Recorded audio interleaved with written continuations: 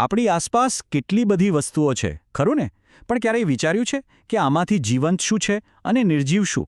એટલે કે એક પથ્થર અને એક પતંગિયામાં મૂળભૂત રીતે શું ફરક છે? જીવનનું આ રહસ્ય ખરેખર છે શું? ચાલો આજે આપણે સાથે મળીને આ સ્ત્રોતની મદદથી એને ઉકેલવાનો પ્રયત્ન કરીએ. તો ચાલો શરૂઆત કરીએ એકદમ મૂળભૂત સવાલથી. જીવંત અને નિર્જીવ આ બે વચ્ચે ખરેખર શું તફાવત છે? આ સવાલ દેખાવમાં જેટલો સરળ છે ને એટલો જ ઊંડો છે અને સદીઓથી વૈજ્ઞાનિકો આનો જવાબ શોધી રહ્યા છે.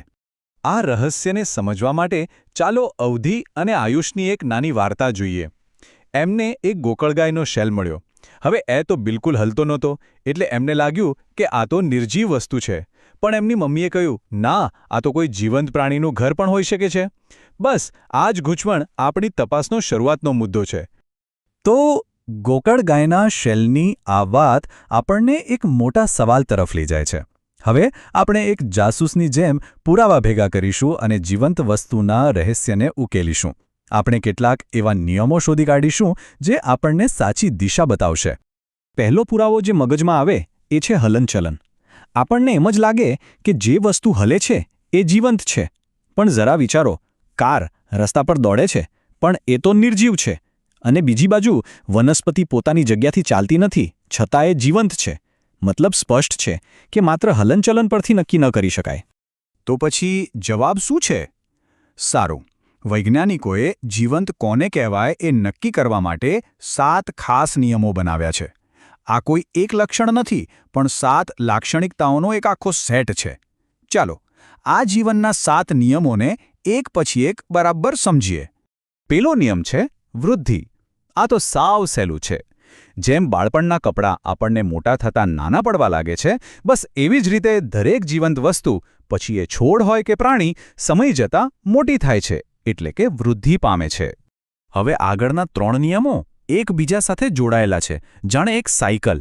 વિચારો, કોઈપણ જીવંત વસ્તુ પહેલાં પોષણ મેળવે છે, એટલે કે ખોરાક ખાય છે.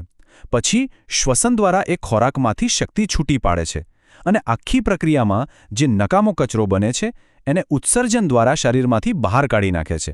આ આખું ચક્ર જીવનને ચાલતું રાખે છે. 5મો નિયમ છે આસપાસના વાતાવરણ પ્રત્યે પ્રતિક્રિયા આપવી. આનું સૌથી મસ્ત ઉદાહરણ લજામણીનો છોડ છે. જેવું આપણે એને અડીએ એ તરત જ પોતાના પાંદડા બીડી દે છે, બરાબર?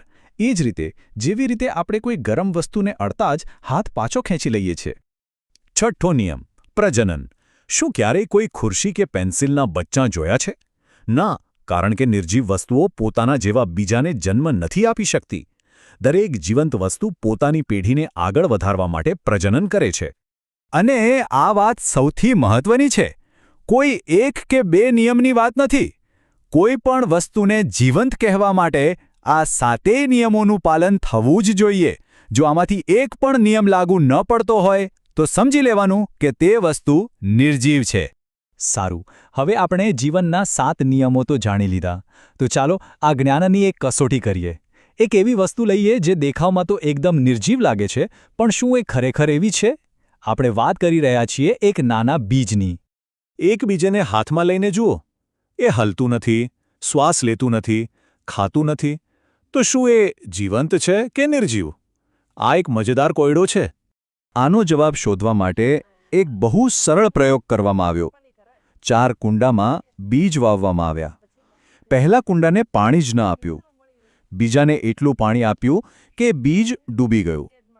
ત્રીજાને ભેજવાળી માટીમાં રાખીને અંધારામાં મૂક્યું. અને ચોથાને ભેજ અને સારો તડકો બંને આપ્યા. અને પરિણામો જુઓ, એકદમ સ્પષ્ટ છે.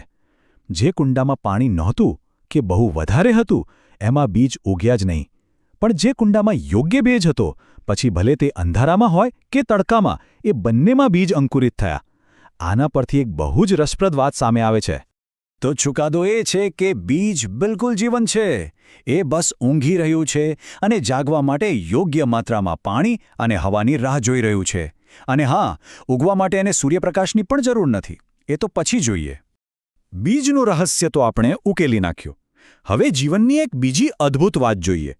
જીવન ક્યારેય સ્થિર નથી હોતું. એ સતત બદલાતું રહે છે. ચાલો જોઈએ કે સજીવો પોતાની આખી જિંદગીમાં કેવા અકલ્પનીય રૂપાંતરણમાંથી પસાર થાય છે. કોઈ પણ છોડને જુઓ, જેમ કે સોયાબીન, એની શરૂઆત એક નાના બીજથી થાય છે. પછી એ ઉગે છે, મોટો થાય છે, એમાં ફૂલ આવે છે અને પછી શીંગો બને છે, જેમાં એના જેવા જ નવા બીજ હોય છે. ભલે મૂળ છોડ મરી જાય, પણ એના બીજ દ્વારા જીવનનું ચક્ર ચાલતું જ રહે છે. હવે પ્રાણીઓમાં તો આ રૂપાંતરણ વધુ નાટકીય હોય છે. મચ્છરને જ જો, એની જિંદગી પાણીમાં શરૂ થાય છે. પહેલાં ઈંડું, પછી પાણીમાં તરતો કીડો એટલે કે લાર્વા, પછી પ્યુપા, અને આ બધું પત્યા પછી એ હવામાં ઉડતો મચ્છર બને છે. કેટલું અલગ છે નહીં? અને કેટલાક રૂપાંતરણ તો આનાથી પણ વધુ જાદુઈ લાગે. દેડકાનું જીવનચક્રો તો જુઓ. એની શરૂઆત પાણીમાં રહેતા માછલી જેવા ટેડપોલથી થાય છે, જેને પૂંછડી હોય છે, અને એમાંથી ધીમે ધીમે એ જમીન પર કૂદકા મારતો દેડકો બની જાય છે. આ તો જીવનનું એક અદ્ભુત કરિશ્મા છે. તો આપણે જીવનના નિયમો જોયા, બીજ જેવા રહસ્યો ઉકેલ્યા અને અદ્ભુત જીવનચક્રો પણ જોયા. હવે સમય છે આ બધા ટુકડાઓને જોડીને જીવનના રહસ્યની એક સંપૂર્ણ તસવીર બનાવવાનો. તો જીવનનું આખું રહસ્ય આ 7 નિયમોમાં જ છુપાયેલું છે. જીવંત વસ્તુઓ હલનચલન કરે છે, વૃદ્ધિ પામે છે, પોષણ મેળવે છે, શ્વાસ લે છે, કચરો બહાર કાઢે છે, આસપાસના વાતાવરણને અનુભવે છે અને પોતાની પેઢીને આગળ વધારે છે. ભલે એક ઊંઘતું બીજ હોય કે પાણીમાં તરતો ટેડપોલ, જીવન એટલે સતત પરિવર્તન.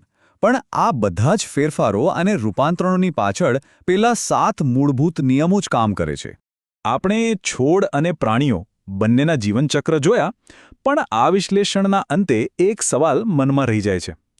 પ્રાણીઓનું જીવનચક્ર વનસ્પતિ કરતાં આટલું અલગ કેમ હોય છે?